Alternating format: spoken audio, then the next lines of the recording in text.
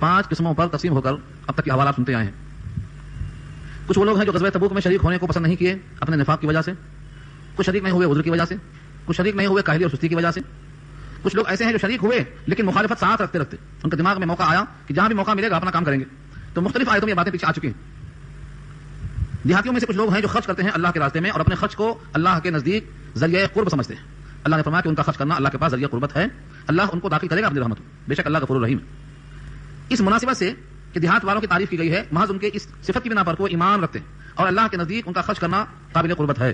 ان دو مناسبت سے وہ جو صحابہ کرام ہیں جنہوں نے پہل کی ہے، اسلام کے قبول کرنے میں پہل کی ہے، ایمان لانے میں پہل کی ہے اور جنہوں نے اپنے مال کو جان کو سب کو قربان کیا ہے، ان کی فضیلت ان سے کتنا زیادہ ہونا چاہیے. اس مناسبت سے ان صحابہ کا ذکر ایک آیت میں کیا گیا ہے. مستقلاً یہی ایک آیت نہیں ہے، صحابہ کی تعریف میں اور بہت سی آیتیں کچھ آپ سن چکے ہیں. سورہ نساء میں، سورہ توبہ کی آیت ہے، آگے انشاءاللہ سورہ فتح میں آئے گی. اس طرح مختلف آیتوں میں مختلف موقع سے اللہ نے صحابہ کی تعریف کیا ہے. اس آیت میں سابقین پر سبقت کرنے والے یعنی پہل کرنے والے، جس طریقے سے پہلے بارے میں کہا ہے کہ کفر میں پہل کرو مت کیونکہ بقیہ لوگوں کے کفر کا انجام اور ان کی سزا تم پر آئے گی، ولا تکونوا اول کافر بھی. تو کفر میں پہل کرنا جس طرح جرم ہے ایسے ہی اسلام میں پہل کرنا اور قدیم الاسلام ہونا باعث فخر ہے. صحابہ کرام نے کب کب سبقت کی ہے؟ یہاں پر مہاجرین اور انصار کا حق اللہ نے تقسیم کیا ہے. مہاجرین وہ صحابہ جنہوں نے اسلام کے لیے اپنا وطن چھوڑ دیا، چاہے وہ مکہ چھوڑ کر ہجرت کرتے ہوئے حبشہ گئے ہوں یا مکہ چھوڑ کر مدینہ گئے ہوں یا مکہ چھوڑ کر کچھ وقت کے لیے طائف گئے ہوں یا مستقلاً انہوں نے اپنے مقام کو چھوڑ دیا. اور انصار سے مراد وہ لوگ ہیں جنہوں نے نبی صلی اللہ علیہ وسلم کا اور صحابہ کا مدینے میں استقبال کیا، ان کے لیے اپنے گھروں کے دروازے کھول دیے، اپنے دولت بچھا دی اور یہاں تک پیشکش کر دیا کہ ہماری بیویوں میں سے آپ جس کو چاہیں ہم طلاق دے دیں، آپ ان سے نکاح کر لیجیے. اتنی پیشکش نصرت کرنے والے صحابہ. تو انصار اور مہاجرین ان دونوں پر بنیاد ہے اسلام کی، نصرت اور ہجرت. نصرت اور ہجرت یہاں ثابت ہوتا ہے کہ جس طرح ہجرت کرنے والوں کی ہجرت مبارکباد کے لائق ہے، نصرت کرنے والوں کی نصرت بھی اسی ہم پلہ ہے. دونوں میں سے کوئی مقام کم نہیں ہے. جس طرح نصارہ کے انصار کے مختلف گروہ تھے، اللہ تعالیٰ نے مختلف انداز سے طائفہ فرمائی. تو آج کے اس آیت میں ہمیں دو طرح دیکھنا ہے کہ سبقت کیسے کیا انہوں نے اور کون سی سبقت مراد ہے. یہاں پر دیکھیے پہلے آیت کے الفاظ، والسابقون اور سبقت کرنے والے، الاولون پہل کرنے والے، اول آنے والے، من المہاجرین مہاجرین میں سے، والانصار اور انصار میں سے. اسلام لانے میں سبقت کیا یہ مراد ہے یا ہجرت کرنے میں سبقت کیا یہ مراد ہے. بعض لوگوں نے کہا جتنے صحابہ بدر میں شریک ہیں 313 مہاجرین انصار ملا کر یہ پورے کے پورے سبقت کرنے والوں میں شامل ہیں. ایک اور یہ ہے کہ جتنے لوگ بیعت عقبہ اولا اور بیعت عقبہ ثانیہ، شاید آپ نے پہلے بار سنا ہوگا کہ بیعت کیا ہے، عقبہ کیا ہے، اولا کیا ہے، ثانیہ کیا ہے. تھوڑی سی وضاحت کر دوں، یہاں تو جگہ نہیں ہے بولنے کی لیکن تھوڑی سی وضاحت کر دیتا ہوں. ہجرت کرنے سے پہلے نبی کریم صلی اللہ علیہ وسلم نے مکہ کے قریب وادی منی سے متصل مسجد خیف سے قریب ایک مقام کا نام ہے، اس مقام پر آپ نے خفیہ میٹنگ کیا تھا کہ اسلام کو کیسے آگے بڑھایا جائے. پہلی بار جب آپ نے خفیہ میٹنگ کیا تھا آپ کے ساتھ صرف 12 آدمی تھے، بس یہ 12 اشخاص نے تعاون کیا. اگلے سال پھر اسی مقام پر اسی حج کے موسم میں، کیونکہ حج میں سارے عالم سے لوگ آتے ہیں، پھر آپ نے ان سے مشورہ کیا تو 72 آدمی تھے. پہلے کو بیعت عقبہ اولا کہتے ہیں، دوسرے سال کو بیعت عقبہ ثانیہ کہتے ہیں. عقبہ مانے گھاٹی اور بیعت مانے ہاتھ دے کر ہاتھ لینا کہ ہم سے تم وعدہ کرو کہ ہمارے ساتھ ہو، اور اولا پہلی ثانیہ دوسری. یہ ہے تو جو صحابہ بیعت عقبہ اولا میں تھے وہ پہل کرنے والے، جو صحابہ بیعت عقبہ ثانیہ میں تھے وہ پہل کرنے والے، جو صحابہ بدر میں شریک ہوئے 313 یہ سب کے سب پہل کرنے والے. بقیہ جتنے صحابہ ہیں وہ صف ثانی میں شمار ہوں گے، صف اول میں نہیں. اور یہ تقسیم خود اللہ نے کیا ہے. من بعد الفتح وقاتل کہا ایک مقام پر، وہاں پر فتح مکہ سے تقسیم کیا ہے. فتح مکہ سے پہلے والوں کا الگ مقام ہے اور فتح مکہ سے بعد والوں کا الگ مقام ہے، من بعد الفتح وقاتل. لیکن ایک تقسیم یہ بھی ہے کہ مہاجرین میں سے جتنے ہیں اور انصار میں سے جتنے ہیں پورے کے پورا صحابہ مجموعہ یہ پہل کرنے والے ہیں پوری امت کے مقابلے میں. یہی قول زیادہ راجح ہے. جتنے صحابہ ہیں مہاجرین ہو یا انصار ہوں یہ پورے کے پورے سبقت کرنے والے، پہل کرنے والے، اولیہ کرنے والے ہیں پورے دوسرے تمام امت کے افراد کے مقابلے میں. لہذا یہ سب کے سب اس تعریف کے مستحق ہیں. اس قول کی تصدیق میں کچھ آیتیں موجود ہیں. اللہ نے فرمایا ہے کل وعد اللہ الحسنى وفضل اللہ المجاہدین علی القاعدین اجرا عظیما. تو لفظ کل بتاتا ہے کہ ہر فرد اس کے اندر شامل ہے. کل وعد اللہ ہر صحابی سے اللہ نے وعدہ کیا ہے جنت کا. اس معلوم یہ ہوا کہ سبقت کرنے والے، پہل کرنے والے پورے کے پورے صحابہ ہیں امت کے بقیہ افراد کے مقابلے میں. ایک اور قول ہے کہ صرف بدر سے پہلے جتنے لوگ مسلمان ہوئے ہیں، بدر میں شریک ہوئے ہیں، ان کا مقام بقیہ صحابہ سے بہت آگے ہے. چنانچہ خلفائے راشدین، ایک کتاب کا نام ہے مولانا عبدالشکور لکھنوی کی لکھی ہوئی ہے، انہوں نے مسلمانوں کے 12 عقیدے کو ترتیب دیا ہے. اس عقیدے کی ترتیب میں لکھا ہے کہ امت کے اندر فضیلت اس ترتیب کے ساتھ ہے کہ جتنے صحابہ ہیں بقیہ امت سے ممتاز ہیں، اور جتنے بھی بدری صحابی ہیں وہ بقیہ صحابہ سے ممتاز ہیں، اور جتنے عشرہ مبشرہ ہیں وہ بدری صحابی سے ممتاز ہیں، اور جتنے خلفائے اربعہ ہیں یہ بقیہ 10 سے ممتاز ہیں، اور جتنے خلفائے اربعہ ہیں ان میں سے ترتیب یہ ہے کہ پہلے نمبر پر سیدنا ابوبکر صدیق رضی اللہ تعالیٰ عنہ، اور نمبر 2 پہ عمر فاروق رضی اللہ تعالیٰ عنہ، اور نمبر 3 پر عثمان غنی رضی اللہ تعالیٰ عنہ، اور نمبر 4 پر حضرت علی کرم اللہ وجہہ. کرم اللہ وجہہ کیوں کہا گیا؟ یہ نبی کی دعا ہے کہ اللہ آپ کا چہرہ باعزت کرے. اس کی تفصیل ہے، یہ دشمن سے مقابلے کے موقع پر اس نے آپ کے اوپر تھوک دیا تھا. उस थूक को आपने बर्दाश्त कर लिया, अगर से दुश्मन था उस पर काबू पा चुके थे, अपने चेहरे पर थूक को बर्दाश्त किया, इस वास्ते उस चेहरे की करामत की दुआ की अल्लाह के नबी ने, और यूं फरमाया कि तुम्हारे चेहरे को अल्लाह बाइज्जत करे। इसलिए आम सहाबा के साथ रजी अल्लाह अन्हु लगाया जाता है, एक सहाबी हैं जिनको करमल्लाहु वजह कहा जाता है, वो है हजरत अली। आपके चेहरे को अल्लाह बाइज्जत और रोशन करे। तो सहाबा किराम की जो तरतीब लिखी है, यही तरतीब उम्मत में राइज है। 313 बदरी सहाबा, इनको अल्लाह ने साबिक़ून अव्वलून में तशबीह दिया। तो फजीलत के एतबार से फर्क है, लेकिन जहां तक सवाल है उनके सिफात का, उनकी तरबियत का, उनके अखलाक का, उनके किरदार का, उनके मर्तबे का, इसमें अल्लाह के नजर में सब बराबर हैं। चुनांचे तिरमिज़ी की रिवायत है, हज़रत जाबिर रज़ी अल्लाह तआला अन्हु रिवायत फरमाते हैं कि जितने मेरे सहाबा हैं उन तमाम पर जहन्नम की आग हराम हो चुकी है। जितने मुझे बहारत ईमान देखा उस ईमान पर कायम रहे वो सब सहाबी हैं, और जितने लोग मेरे सहाबा को बहारत ईमान देखने वाले हैं और उसी ईमान पर खत्म हुआ ये सब ताबई हैं, उन पर भी जहन्नम की आग हराम है। तिरमिज़ी अन जाबिर रज़ी अल्लाह तआला अन्हु, सहाबा के मनाक़िब में लिखा है, जिसको नकल किया है कुर्तुबी ने और मज़हरी ने। इससे मालूम हुआ कि सहाबा किराम का ये मकाम और मर्तबा अल्लाह ने अता फरमाया। और बदरी सहाबी के बारे में तो आप सुन चुके हैं, इससे पहले मैंने कई दफा सुनाया है और आगे फिर से मुमकिन इंतजार करो। नबी करीम सल्लल्लाहु अलैहि वसल्लम जब हज़रत हातिब इब्न अबी बुल्ता का खत पकड़ लेते हैं, थोड़ा सा इशारा कर दूं, अगर ये बात आप सुन चुके हैं और दोबारा फिर आएगा मुमकिन के दर्स में, लेकिन ये दिलचस्प से वाक़ई खाली नहीं, बहुत अहम वाक़या।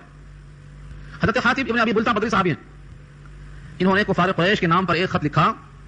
उस खत का मजमून क्या था उससे बात नहीं, यूं समझ लो कि कुफार कुरैश से हमदर्दी का इज़हार किया, और ये कहा गया उस खत के अंदर कि तुम पर मुसलमान हमला करने वाले हैं। ये बदरी सहाबी किस तरह लिख सकते हैं ये खत? नबी करीम सल्लल्लाहु अलैहि वसल्लम को जिब्रील ने इत्तला कर दिया। मैं ये वाकया इसलिए बताना चाहता हूं कि अल्लाह की निगाह में बदरी सहाबी का मकाम क्या है आप देखें। नबी सल्लल्लाहु अलैहि वसल्लम को इत्तला हो गई जिब्रील अमीन के जरिए से, आपने 2 सहाबी या 3 तैयार किए, हज़रत अली भी उसमें मौजूद हैं। 3 सहाबा को आपने कहा कि जाओ फला मकाम पर, एक मकाम का नाम है रौज़ा-ए खाख, उस मकाम पर एक बाग है, वहां पर वो औरत आपको मिलेगी, वो औरत ऐसी ऐसी है, उसके पास एक खत है, वो खत लेकर आ जाओ। ये 3 सहाबा उस मकाम पर पहुंचे, जैसी सिफात बताया था नबी ने वैसी ही हुलिये में औरत मौजूद थी। आपने उनको रोका, कहा खत निकाल, कहा मेरे पास कोई खत नहीं। बुखारी ने नकल किया है किताबुल जिहाद में भी और ग़ज़वा वहद के बयान में भी।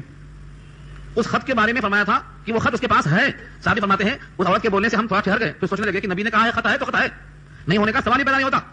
लिहाजा हमने ये फैसला कर लिया कि खत तो लेकर जाना है और खत है इसके पास। हमने कहा कपड़े निकाल देते हैं तेरे, वरना खत निकाल, तेरे पूरे कपड़े निकाल कर तलाशी लेंगे हम, वरना तो खत निकाल। जब उसने तेवर देखा तो अपने सर के बाल से खत को निकालकर अपने इज़ारबंद में आहिस्ता से डाल लिया। फिर उसके बाद जब देखा कि लहजा बहुत सख्त है तो खत को निकालकर पेश कर दिया।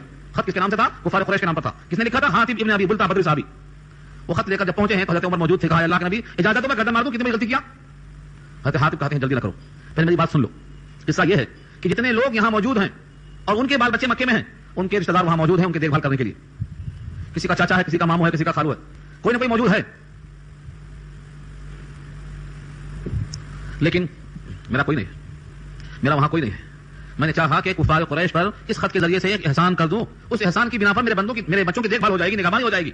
रहा सवाल इससे मुज़िर खत, इस खत का असर क्या होगा? मुझे यकीन था रसूलुल्लाह पर गालिब कोई हो ही नहीं सकता, रसूलुल्लाह के लश्कर पर कोई दूसरा गालिब हो ही नहीं सकता, न कोई नुकसान हो सकता है। इसलिए जब जरर हो ही नहीं सकता है तो मेरे एहसान करने से मेरा काम बन जाएगा, इस्लाम की शान में कोई फर्क नहीं आएगा। ये सुनकर फिर हज़रत उमर ने कहा इजाजत दो मैं गर्दन मार दूं। फरमाया नबी सल्लल्लाहु अलैहि वसल्लम ने, आए उमर तुमको नहीं मालूम ये बदरी सहाबी हैं, और बदरी सहाबी के बारे में अल्लाह ने ये कहा है कि मालूम माशिए तुम कद गफरतु लकुम, तुम जो चाहे करो, तुम्हारी मग़फ़िरत मैंने कर दिया। हज़रत उमर की आंखों में आंसू आ गए कि अल्लाह को बदर वालों का अमल इतना पसंद आया कि आइंदा के लिए उनको छोड़ दिया। अल्लाह की निगाह में सहाबी बदरी का ये मकाम है, रसूलुल्लाह की निगाह में बदरी सहाबी का ये मकाम है, जनाब उमर की निगाह में बदरी सहाबी का ये मकाम है। बदरी सहाबी की तारीफ अल्लाह ने किया है कि मालूम माशिए तुम कद गफरतु लकुम। ये हदीस नकल किया नबी सल्लल्लाहु अलैहि वसल्लम ने। हमें इससे बात मालूम हो गई कि सबकत करने वाले सहाबा वही मुराद है जो बदर में शरीक थे, 313। ये 313 की तादाद वही है जो जालूत और तालूत के लश्कर में जालूत की तादाद मौजूद थी, तालूत के लश्कर की तादाद भी 313 ही थी। उनको अल्लाह ने गलबा अता फरमाया। सहाबा किराम के मजीद औसाफ दूसरी आयत में, सूरह फतह की आयत में कहा गया है, अल्लाह ने कलमा-ए तक़वा इनके दिल में बिठा दिया है, वअल्ज़महुम कलिमत तक़वा, इनके अंदर तक़वे का मकाम कल ही है, हाथ पैर में तक़वे का मकाम। और जब तक़वा लाजिम कर दिया है तो मालूम हुआ तक़वा इनके दिल में डाल दिया है, और तक़वे ही से इंसान का इकराम किया जाता है। वअल्ज़महुम कलिमत तक़वा वकानू अहक़्क़ बिहा व अहलहा, और वो ज्यादा हकदार थे इसके और ज्यादा अहल थे इसके। इस मालूम क्या हुआ? तक़वा के वो अहल थे, तक़वा के ज्यादा हकदार थे। और तक़वा ऐसी चीज है जिसका इम्तिहान दूसरा कोई नहीं ले सकता सिवाय अल्लाह के। चुनांचे उस तक़वे का इम्तिहान खुद अल्लाह ने लिया है। अल्लाह फरमाते हैं उलाइका अल्लज़ीना इम्तहना अल्लाह क़ुलूबहुम लित्तक़वा, तक़वा के मजमून में उनके दिल में तक़वा है नहीं है, कितना है अल्लाह ने खुद इम्तिहान लिया और वो इम्तिहान लेकर यहां सनद दे दिया है रज़ियल्लाहु अन्हुम व रज़ू अन्हु, कि वो अल्लाह से राजी हो गए और उनसे अल्लाह राजी हो गया। बकिया सारे मोमिनीन से अल्लाह की रजा का ऐलान आखिरत में होगा, जन्नत में होगा। और ये सहाबा किराम से दुनिया ही में कुरान के तवज्जुह से ऐलान कर दिया गया कि तुमसे अब राजी हो गए। और जिनसे अल्लाह एक बार राजी हो जाते हैं फिर कभी नाराज नहीं होते। क्या अल्लाह को नहीं मालूम था कि ये बाद में क्या करने वाले हैं? सब कुछ मालूम है, वो तो अल्लामुल ग़ुयूब हैं। एक बार जिनसे राजी होने का ऐलान करते हैं फिर नाराज नहीं होते। इसलिए सारे सहाबा से रज़ियल्लाहु ताला अन्हु का खिताब देकर रजा का ऐलान कर दिया।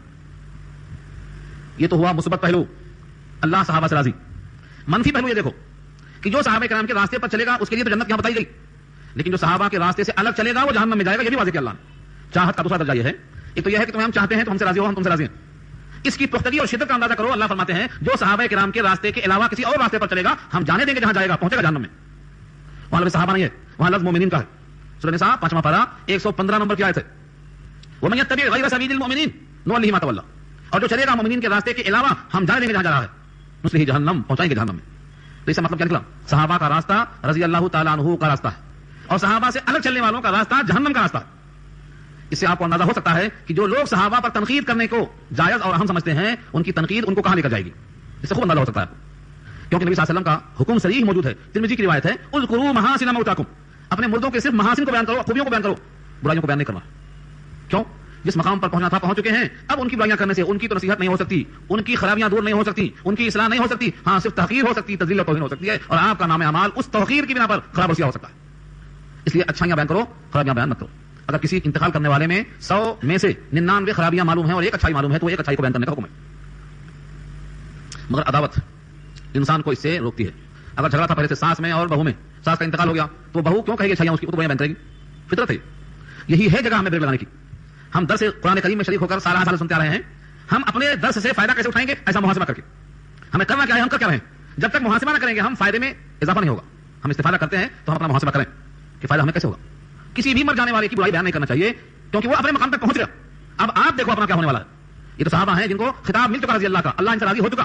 آپ اس مقام تک پہنچنے والے ہیں یا نہیں پہنچنے والے ہیں, اپنے خیر بناؤ. کیونکہ صحابہ کا مقام سب چاہتے ہیں مل جائے, لیکن وہ قربانیاں, وہ مشقت جھیلنے کو تیار کوئی نہیں. وہ فاقہ کشی اور وہ غربت اور وہ مشقت اور وہ مجاہدہ اور وہ قربانیاں کون تیار دینے کے واسطے. اقبال نے کہا تھا چاہتے سب ہیں کہ ہوں اور جو سریا پہ مقیم, پہلے پیدا تو کرے ویسا کوئی قلب سلیم, دل تو لاؤ ویسا. وہ مقام سب چاہتے ہیں لیکن ویسی مشقت نہیں, کوئی تیار نہیں. میٹھا میٹھا کب کبا کبا تھو. تو صحابہ کرام کی بعض لوگ تنقید اس لیے کرتے ہیں کہ لوگ ہوشیار ہو جائیں, یہ ریزن ہوگا. صحابہ کرام پر تنقید لوگ اس لیے کرتے ہیں کہ لوگ اس غلطیوں سے اپنے آپ کو بچا سکیں. ہم نے کہا ویسی غلطی جس پر توبہ کی توفیق ہو گئی ہو یہ بھی اچھا ہے, لیکن آپ کی جو غلطی ہے یہ ہمارے دن تک رہنے والی ہے, اس پر توبہ کی توفیق کی بات نہیں ہوگی کہ آپ اس کو اچھا سمجھ کر رہے ہیں. جو غلطی آدمی اچھا سمجھ کرتا ہے توبہ کی توفیق نہیں ہوتی. صحابہ کرام کے ہر عمل پر ان کو توبہ کی توفیق ہوئی, ان کا خاتمہ عافیت کے ساتھ ہوا. چنانچہ ہمارا عقیدہ یہ ہے تمام انبیاء معصوم اور تمام صحابہ محفوظ. محفوظ کی تعریف یہ ہے گناہ صادر ہوا لیکن وفات سے پہلے توبہ کر کے دھلنے کا موقع دے دیا اللہ نے, اس کو محفوظ کہا جاتا ہے. لیکن ہماری کیا ضمانت ہے, اس لیے ہمیں ان پر تنقید کرنے کے بجائے یہ سوچنا چاہیے جس کو خود کی اصلاح کرنا ہے اس کے واسطے شریعت کافی ہے, قرآن و سنت کافی ہے, حرام و حلال کے مسائل کافی ہیں, جتنے ڈائریکشن دیے گئے ہیں سب روشنی کے واسطے کافی ہیں. اب کسی اور مفکر مدبر کے ہمیں تنقید کے ذریعے سے روشنی حاصل کرنے کی ضرورت باقی نہیں ہے. لہذا صحابہ پر تنقید ہرگز جائز نہیں ہے اور تابعین پر تنقید جائز نہیں ہے. لیکن یاد رکھ لو, جو صحابہ کی تنقید اور تابعین کی تنقید کر سکتے ہیں وہ اس زمانے کے علماء کی تنقید کرنے میں کیا تعامل کریں گے. اس سے کیا ہوتا, علماء سے بدزنی پیدا کر کے عوام کو علماء سے الگ کر دیا جاتا ہے, اس لیے علماء سے علم ان کو نہیں مل پاتا اور عوام الگ تھلگ ہو کر رہ جاتی ہے. جب ان کا تعلق علم سے علماء سے کٹ جاتا ہے تو گمراہیوں میں شریک کرنے میں موقع ملتا ہے. اس لیے ہمیشہ یاد رکھو نبی صلی اللہ علیہ وسلم کا ارشاد موجود ہے, جو شخص بھی صحابہ کو عظمت کے ساتھ یاد کرے گا ان کے حق میں دعائے خیر کرے گا. یہ میں نے کہتا ہوں 28واں پارہ کی آیت موجود ہے, والذین جاءوا من بعدهم یقولون, اور جو لوگ ان کے بعد ان صحابہ کے بعد دنیا میں آئے وہ کہتے ہیں, کیا کہتے ہیں, ربنا اغفر لنا ولاخواننا الذین سبقونا بالایمان ولا تجعل في قلوبنا غلا للذین آمنوا ربنا انک رؤوف رحیم. جو لوگ بعد میں آئے ان کے لیے یہی حکم اللہ کا ہے. کیا حکم ہے, ہمارے پروردگار ہماری مغفرت فرما اور ہمارے ان بھائیوں کی مغفرت فرما جو ہم سے سبقت کر گئے ایمان میں, یہی سبقت کرنے والے ہیں. والسابقون الاولون سبقونا بالایمان ولا تجعل في قلوبنا غلا, اور ہمارے دل میں ان کے بارے میں کوئی غل و غش, کوئی کھوٹ نہ پیدا ہونے پائے. للذین آمنوا, ایمان والوں کے لیے. ربنا انک رؤوف رحیم, پروردگار آپ مہربان ہیں, معاف کرنے والے ہیں. اگر کوئی کھوٹ دل میں آیا ہے تو اس کو آپ معاف کر دیجیے. صحابہ سے قدورت دل میں رکھنا ایمان کی نفی کرتا ہے. چنانچہ نبی صلی اللہ علیہ وسلم نے بخاری میں بڑے اچھے ترازو رکھے, ترازو فرمایا انصار سے محبت ایمان کی علامت, انصار سے بغض نفاق کی علامت. اور فرمایا جو میرے بعد خلیفہ ہو میں اس کو وصیت کرتا ہوں کہ انصار کی تمام اچھائیوں کو قبول کرنا, ان کی خامیوں سے درگزر کرنا. وصیت کیا حضور صلی اللہ علیہ وسلم نے, بخاری کتاب الایمان کھول کر دیکھو. اور فرمایا جن کو ایمان کی حلاوت چاہیے, ایمان کی مٹھاس چاہیے, بغیر انصار کی محبت کے ان کو حاصل نہیں ہو سکتی. تو جب صحابہ کرام کے دل میں عظمت آئے گی تو تابعین کی عظمت آئے گی, علماء کی اور علم کی عظمت آئے گی. اور جب آپ کو حقارت وہی سے شروع ہو گئی, صحابہ ہی سے بدنی پیدا ہو گئی, تو آپ تابعین کو کیا سمجھیں گے, ائمہ کو علماء کو کیا جانیں گے. یہاں سے بدنی کا ماحول پیدا ہو جائے گا. اس لیے جس دل میں ادب ہوتا ہے, وقار و عظمت ہوتی ہے, وہی دل آباد ہوتا ہے. اس لیے کہا گیا ہے کہ آدمی پر اہم چیزوں میں سے ایک چیز یہ بھی ہے کہ اس کو اخلاق بڑے عمدہ ہوں. اخلاق کی ترازو یہی ہے. جب نام عمل تولا جائے گا, ایمان کے بعد سب سے زیادہ اہم چیز جو تولنے میں کارآمد ہوگی وہ آدمی کے عمدہ اخلاق ہوں گے. اور اخلاق کا ترازو یہی ہے, نبی صلی اللہ علیہ وسلم کو سب سے اعلیٰ اخلاق دیا اللہ نے, انک لعلی خلق عظیم. اور اخلاق کا تقاضا یہ ہے کہ کسی سے بدگمان نہیں ہونا بلا وجہ, کسی سے بدگمان نہیں ہونا. ان بعض الظن اسم, بعض گمان گناہ ہے. اللہ فرماتے ہیں جب بعض گمان گناہ ہے تو صحابہ سے اور تابعین سے بدنی اور بھی گناہ ہوتی ہے. تو یہ اس آیت کا تقاضا یہ ہے. دیکھیے صحابہ کرام کے بارے میں وضاحت اللہ کی طرف سے آ گئی, اور سبقت کرنے والے, پہل کرنے والے مہاجرین میں سے اور انصار میں سے والذین تبعوہم بإحسان، اور وہ لوگ جنہوں نے ان کی اتباع کیا احسان کے ساتھ، یعنی خلوص دل سے، رضی اللہ عنہ. تابعی آ گئے، یہ دونوں ان مہاجر و انصار کی جنہوں نے اتباع کیا وہ کون ہے؟ تابعی، صحابی اور تابعی دونوں سے، رضی اللہ ان سے راضی، عنہم ان سب سے، ورضوا عنہ اور وہ سب راضی ہو گئے اللہ سے. یہاں سے معلوم یہ ہوا صحابہ بھی اللہ سے راضی تھے اور تابعین بھی اللہ سے راضی تھے، ان دونوں پر رضامندی اللہ کی. اسی لیے کہا گیا ہے کہ صراط مستقیم کا تعین کیا گیا. پوچھا گیا اللہ کے نبی ما صراط المستقیم، قیل للنبی صلی اللہ علیہ وسلم ما صراط المستقیم، پوچھا گیا اللہ کے نبی صراط مستقیم کیا ہے؟ فرمایا ما انا علیہ واصحابی، جس پر میں ہوں اور میرے صحابہ. صراط مستقیم ہے کون سا راستہ ہے؟ ایک مقام پر پوچھا گیا کہ 73 فرقے ہیں اس امت کے، ایک جنتی ہوگا 72 جہنمی ہوں گے. صحابہ نے پوچھا وہ ایک جنتی کون ہوگا؟ فرمایا ما انا علیہ واصحابی، جس پر میں ہوں میرے صحابہ.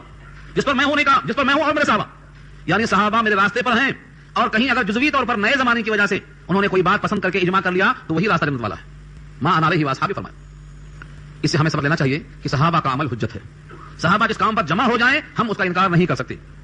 اسی واسطے کہا گیا ہے قرآن اور سنت یہ دونوں دلیل ہیں، اس میں نہ ملے تو اس پر قیاس کریں گے، اور وہاں بھی نہ ملے تو صحابہ کا اجماع دیکھیں گے اور اس پر ہم کو عمل کرنا ضروری ہے. اب اس کے بعد دیکھیے آپ، وَأَعَدَّ لَهُمْ جَنَّاتٍ، اللہ نے ان صحابہ کے لیے تیار کر دیا ہے. اعدہ فعل ماضی ہے، تیار ہیں ان کے لیے کیا؟ جنات، باغات. جنت کی جمع جنات، جیسے باغ کی جمع باغات، تجری بہتی ہیں تحتها الانہار، اس کے نیچے سے نہریں. قرآن کریم میں ہر جگہ من تحتها الانہار آیا ہے، ایک ہی مقام ہے جہاں من کے بغیر تحتها آیا ہے. من کے بغیر آیا جنات تجری تحتها الانہار. من عام طور سے تبعیضیہ ہوتا ہے، کبھی کبھی زائدہ بھی ہوتا ہے. ایسے باغ تیار کر رکھے ہیں جن کے نیچے سے نہریں جاری ہوں گی، خالدین فیہا، اس میں ہمیشہ رہا کریں گے. پھر لگایا ابدا، ہمیشہ ہمیشہ، اس کی کوئی مدت نہیں، نہ موت آئے گی، نہ بڑھاپا، نہ بیماری، نہ وہاں سے تخلیہ کی نوبت آئے گی، نہ مکان کبھی بوسیدہ ہوگا بدلنے کی نوبت آئے گی، ہمیشہ ہمیشہ. ایسی جنت کو پانے کے لیے کچھ تو کرنا پڑے گا. اسی لیے صحابہ نے سب کچھ کھو دیا مگر جنت کو حاصل کر لیا، سب کچھ کھو دیا اللہ کی رضا کو پا لیا. آج تو لوگ کسی حال میں اللہ کی رضا ملے نہ ملے دنیا کی کوئی چیز چھوٹنے نہ پائے. حج میں بھی جائیں گے تو کہیں گے اللہ مجھے مستجاب الدعوات بنا دے، میری ہر دعا قبول ہو. یہ دعا بھی اس واسطے کراتے ہیں کہ تاکہ آنے کے بعد زمین لے لو، نوکری لے لو، گھر لے لو، جو چاہے مانگو اس کے بعد. اس لیے بولتے ہیں وہاں جا کر بھی اس کا احساس ہوتا ہے کہ اللہ میں آپ کے گھر میں آپ کی رضا چاہتا ہوں، آپ راضی ہو گئے تو بس میرے لیے. اللہ کا راضی ہو جانا یہ کافی سمجھتا ہے حاجی. کیوں؟ ان کو بتایا یہ کیا ہے، وہاں جا کر بھی میرے لیے مانگ لینا، خالہ میرے لیے یہ کر دینا، میرے واسطے وہ لے آنا، وہی دنیا کی طرف یہاں بھی جاری. کم سے کم اس کو چھوڑ دو جو اللہ کے گھر جا رہا ہے، اللہ کو اللہ سے مانگ لے. اللہ کو اللہ سے مانگنے کا تصور نہیں ہے. جس کو اللہ مل جائے گا اسے کیا نہیں ملے گا. جس بندے کا اللہ ہو گیا اور جو بندہ اللہ کا ہو گیا اس کے درمیان میں کیا خلا باقی رہے گا؟ من کان للہ کان اللہ لہ، جو اللہ کا ہو گیا اللہ اس کا ہو گیا، اور جس کا اللہ ہو گیا ساری کائنات اسی کے واسطے ہے. عرش و قلم آپ کی خاطر کیا بات، کائنات کی ہر چیز اللہ نے آپ کو دیا. سخر لکم ما فی السماوات وما فی الارض جميعا منه، زمین و آسمان میں جو کچھ ہے سب تمہارے خاطر مسخر کر دیا اللہ نے، تم اس کے واسطے ہو جاؤ. تو کم سے کم ایسا موقع آئے تو ہم ان سے کہہ کر یہ وہ بجائے مانگنے کے اللہ سے اللہ کو مانگیں، اللہ کی رضا کو مانگیں. اللہم انی اعوذ بک برضاک، اللہ میں آپ کی پناہ چاہتا ہوں آپ کی ناراضگی کے خوف سے، اور آپ کی رضا چاہتا ہوں میں آپ کی ناراضگی کے خوف سے. یعنی اللہ کی رضا چاہنا اور اللہ سے اللہ کی پناہ مانگنا، یہ بندے کو جب حاصل ہوتا ہے تب اس کو لذت ملتی ہے. یہ لذت صحابہ کو مل گئی تھی.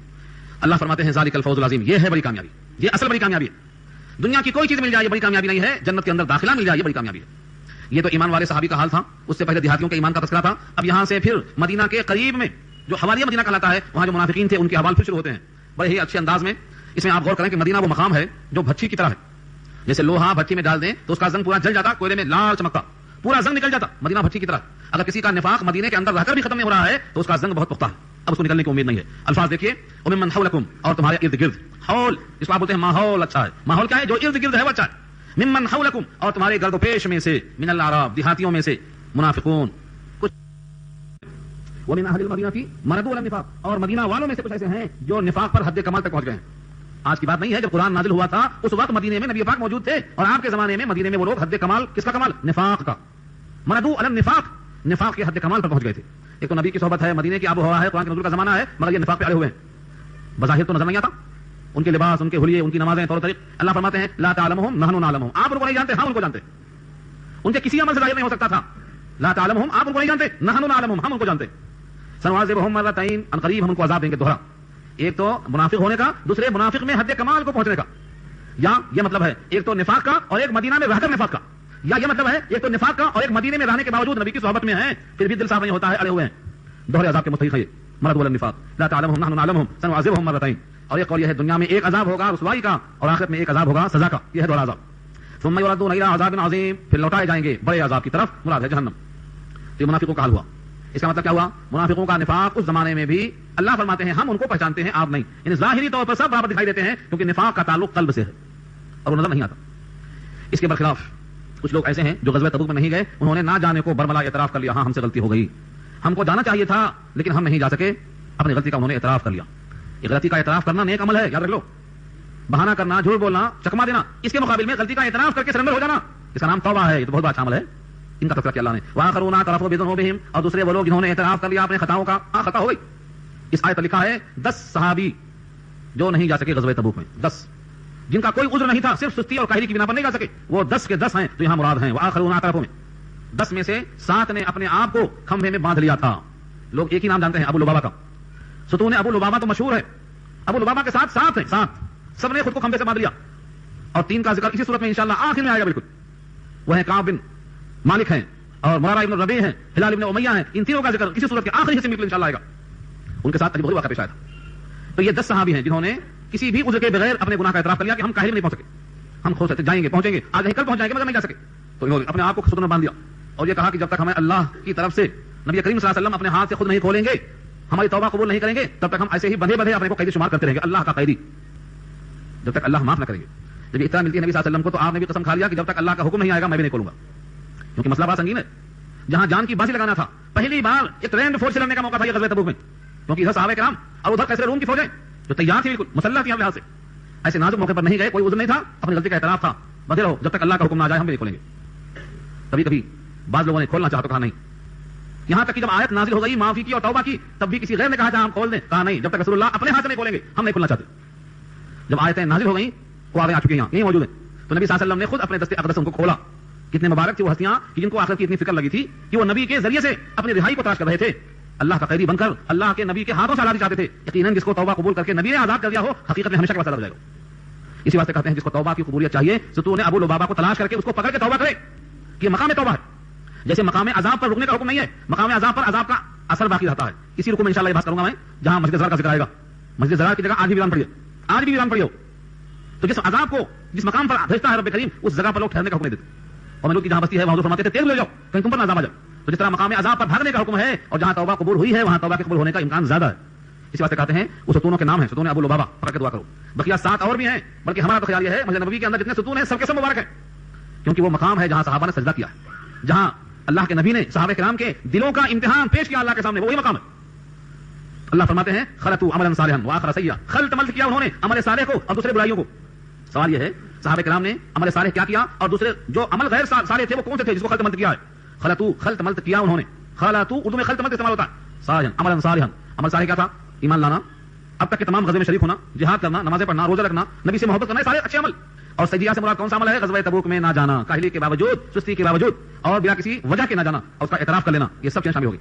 اللہ فرماتے ہیں اسأل اللہ ان یتوب علیہم, امید ہے کہ اللہ ان کو معاف کر دے. اسأل اللہ کیوں کہا, امام قرطبی لکھتے ہیں جہاں جہاں اللہ امید دلائیں وہ یقیناً کے معنی میں ہوتا ہے.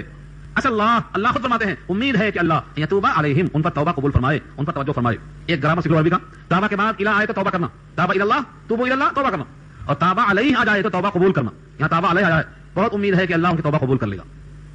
ان اللہ غفور رحیم, بے شک اللہ مغفرت کرنے والے, رحم کرنے والے. یہ صحابہ چھوٹ گئے 10 کے 10 اس آیت کے بعد قیامت تک کے واسطے. جب بھی جو بھی مسلمان اب ہیں ان کا یہی موقف ہے, خلطوا عملا صالحا واخر سیئا.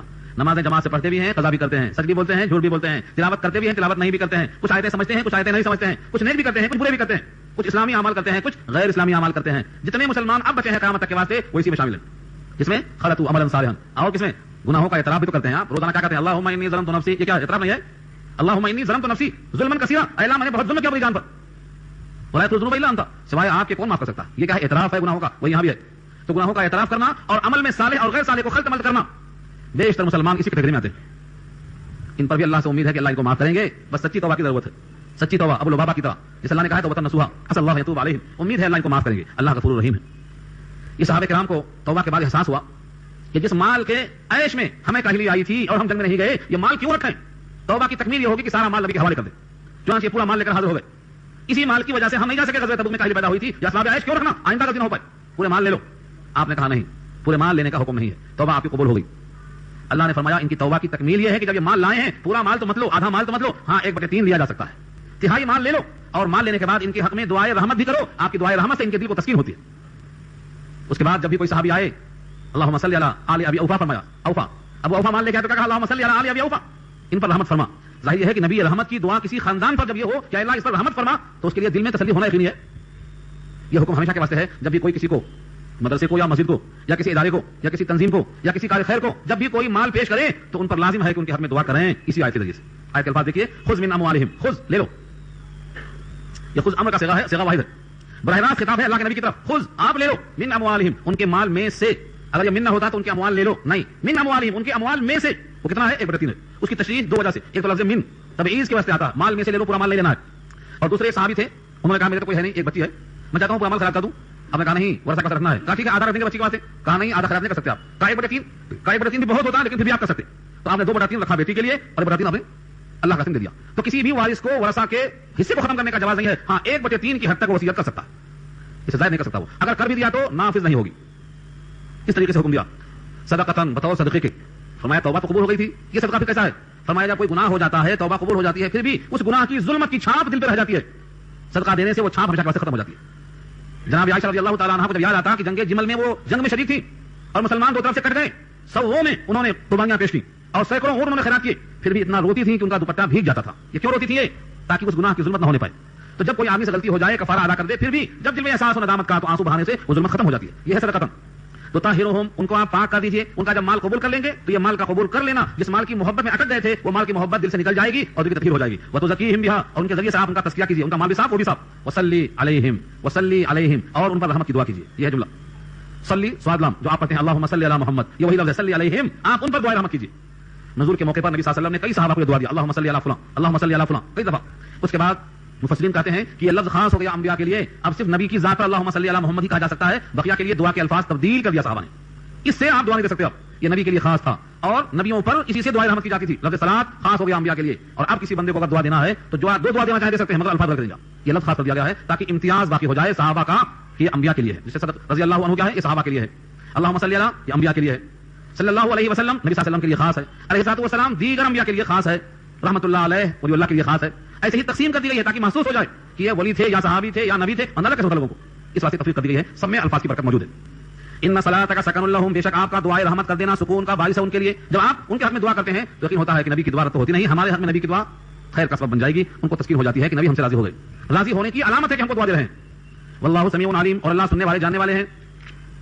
الم یعلموا ان اللہ هو يقبل التوبة عن عباده ويأخذ الصدقات وان اللہ هو التواب الرحیم، کیا وہ لوگ نہیں جانتے کہ بے شک اللہ وہی ہے جو قبول کرتا ہے توبہ، ہاں امت محمدیہ کا خاصہ ہے کہ وہ اللہ سے ہی توبہ کرتے ہیں۔ عیسائی کیا کرتے ہیں؟ عیسائی کا عقیدہ یہ ہے ان کے پوپ کے پاس جا کر گناہ کا اعتراف کر دو پوپ معاف کر دیتا، یہ آیت سے ان کی تردید ہو رہی ہے، کسی بھی بندے کو کسی کی توبہ قبول کرنے کا حق نہیں ہے، یہ صرف اللہ کا حق ہے۔ الم یعلموا کیا وہ نہیں جانتے ان اللہ کہ بے شک اللہ ہوا یقبل التوبہ وہی قبول کرتا ہے توبہ، کس سے؟ ان عبادہ اپنے بندوں سے، ویاخذ الصدقات اور قبول کرتا ہے صدقات کو، صدقات کس کے لیے قبول کرتا ہے؟ اللہ کو تو حاجت نہیں، صدقات کو قبول کرتا ہے تمہارے مال کی تطہیر کے لیے اور تمہارے قلب کا تزکیہ کرنے کے لیے۔ یہاں آیا اکثر لوگ سمجھتے ہیں کہ مال ہم دیتے ہیں غربا کے لیے، مال ہم دیتے ہیں فقیروں کے لیے، مسکینوں کے لیے، مسافروں کے لیے، محتاجوں کے لیے، تصور انتہائی کمزور ہے۔ اسی آیت پر لکھا ہے کہ آپ زکات دیتے ہیں اپنے قلب کی ظلمت کو دور کرنے کے لیے، یہ عبادت ہے، جیسے مال کی عبادت زکات ہے اور حج ہے، جسم کی عبادت روزہ اور نماز ہے، ایسے موقع پر آپ صدقہ جو دیتے ہیں یہ ظلمت کی تطہیر کرتا۔ چنانچہ جس زمانے میں صدقہ کھانا جائز نہیں تھا، صدقے کے قبول ہونے کی علامت کیا ہوتی تھی؟ آگ آسمان سے آتی اور اس کو کھا لیتی، صدقہ قبول ہو گیا، اور جس کا صدقہ آگ نے نہیں کھایا اس کا صدقہ مردود ہو گیا، اسے کوئی پوچھا نہیں تھا۔ یہ امت محمدیہ کا خاصہ ہے کہ مال غنیمت بھی حلال ہے اور صدقہ بھی حلال ہے، ورنہ سابقہ شریعتوں میں یہ کھانا جائز نہیں تھا۔ کیا سورہ مائدہ میں پڑھا آپ نے آدم کے دو بیٹے حابیل قابیل کا ذکر، وَاتْلُ عَلَيْهِمْ نَبَأَ بَنِي آدَمَ بِالْحَقِّ إِذْ قَرَّبَا قُرْبَانًا فَتُقُبِّلَ مِنْ أَحَدِهِمَا وَلَمْ يُتَقَبَّلْ مِنَ الْآخَرِ، ایک کی قبول ہو گئی ایک کی قبول نہیں ہوئی، یہ فیصلہ کیسا کر دیا آپ نے؟ کیسے فیصلہ کر دیا؟ آگ آئی ایک کی کھا گئی ایک کی چھوڑ گئی تو فیصلہ ہو گیا۔ اس زمانے میں فیصلہ ہو جاتا تھا کس کا صدقہ قبول ہوا کس کا قبول نہیں ہوا، یہ بھی اللہ کی رحمت ہے۔ اس دور میں اگر ایسا ہوتا تو کیا کہتے؟ ارے یہ تو بڑا منحوس ہے میاں، اس کی قربانی قبول نہیں ہوئی، اس کا حج قبول نہیں ہوا، اتنے تانے مارتے کہ وہ زندہ مر جاتا۔ اس امت کے ہر فرد کی رسوائی سے اللہ نے بچانے کا انتظام کر دیا کہ یہاں کسی کا فیصلہ نہیں کیا، یہ بھی امت پر ایک فضل ہے اللہ کا۔ یہ فضل تو یہ ہے رسوائی سے بچ گیا۔ کیا آپ کو معلوم ہے حابیل کو قابیل نے قتل کیوں کیا؟ اسی میں تو قتل کیا، میری قربانی قبول نہیں اس کی قبول ہو گئی، اور اوپر سے چکما دیتا ہے انما يتقبل الله من المتقين، متقی ہوتا تو تیری قبول ہوتی، متقی نہیں تھا قبول نہیں ہوئی، کہا اچھا اب تجھے قتل کر دوں گا، چھوڑوں گا نہیں، اب تجھے قتل کر دوں گا، لا ترنک، یہ غصہ کیوں آیا؟ اسی بنیاد پر آیا، تو ذریعہ ہتک بن جاتا تو ایک عزت جاتی اور دوسرے غربا کو کھانے کا موقع نہیں ملتا۔ یہ امت پر کتنا کرم ہے اللہ کا کہ ایک طرف غربا کا انتظام ہو گیا اور ایک طرف ان کا پردہ پوشی کا انتظام ہو گیا۔ تو زکات کیوں ہوتی؟ قلب کی تطہیر کے لیے، ظلمت کی چھاپ ختم کرنے کے لیے۔ اگر بفرض محال آگ کی طرح یہاں بھی آگ آتی اور کھا جاتی تو بھی ہمارے واسطے حکم وہی تھا۔ یہ تصور نکال دیں کہ ہم زکات صدقہ نکالتے ہیں غریبوں کے لیے، ہاں غریبوں کے مصرف پہ خرچ ہوتا ہے اور بات ہے ڈبل فائدہ، ورنہ حقیقت یہ ہے زکات کا صدقے کا نکالنا ہمارے قلب کی تطہیر تاکہ مال کی محبت کم ہو جائے، اللہ کی محبت غالب ہو جائے، اصل مقصد وہ ہے۔ یہاں وہی کہا گیا ہے تطہرہم بہا، تطہرہم وتزکیہم بہا، تمہارا تطہیر کرنا تمہارا تزکیہ کرنا مراد ہے۔ تو اللہ قبول فرماتا صدقات کو، وان اللہ هو التواب الرحیم، اور بے شک اللہ وہی توبہ قبول کرنے والے رحم کرنے والے ہیں۔ اس کے بعد دو آیتوں میں ایک اہم اور مضمون آ رہا ہے، वक़ुल अमलू, और कह दो अमल करते जाओ, फसयरल्लाहु अमलकुम, अन करीब अल्लाह तुम्हारे अमल को देख लेगा, व रसूलुहु, और उसके रसूल, वल मुमिनून, और ईमान वाले, तुम करते जाओ, तुम्हारे अमल से खुद मालूम हो जाएगा तुम कैसा कर रहे हो। वसतुरद्दून इला आलिमिल गैबि वशहादा, और अन करीब तुम लौटाए जाओगे उस जात की तरफ जो जानने वाला है गैब को भी और हाजिर को भी, फयुनब्बिउकुम बिमा कुंतुम तामलून, और अन करीब तुमको बतला देंगे जो कुछ तुम किया करते थे, तुम्हारे सारे करतूत अल्लाह तुम पर वाज़ेह कर देंगे। और दूसरा तो ग्रोह वो है जिसने गुनाहों का इतराफ नहीं किया। अभी क्या सुन रहे थे आप, जिसने गुनाह का इतराफ किया उनका हाल ये था, वआखरूना मुरजऊन लिअम्रिल्लाह, और दूसरा ग्रोह वो था जिनका मामला पेंडिंग में डाल दिया। मुरजऊन इरजाउन के माने मोहलत दे देना, ढील दे देना, मौखर कर देना, फैसला ही नहीं हुआ अभी। और दूसरे वो लोग हैं जिनका मामला खुदा का हुक्म आने तक मुलतवी कर दिया, लिअम्रिल्लाह, अल्लाह के हुक्म से। अल्लाह का हुक्म आएगा तो इनका फैसला होगा, इम्मा युअज़िबुहुम व इम्मा यतूबु अलैहिम, या तो उनको अल्लाह अज़ाब देंगे या उनको अल्लाह माफ करेंगे। अल्लाह अलीमुन हकीम, यानी इल्म हिकमत वाले हैं। यहां से 3 आयतों में एक बहुत तवील बहस आ रही है जिसका नाम है मस्जिद ज़रार।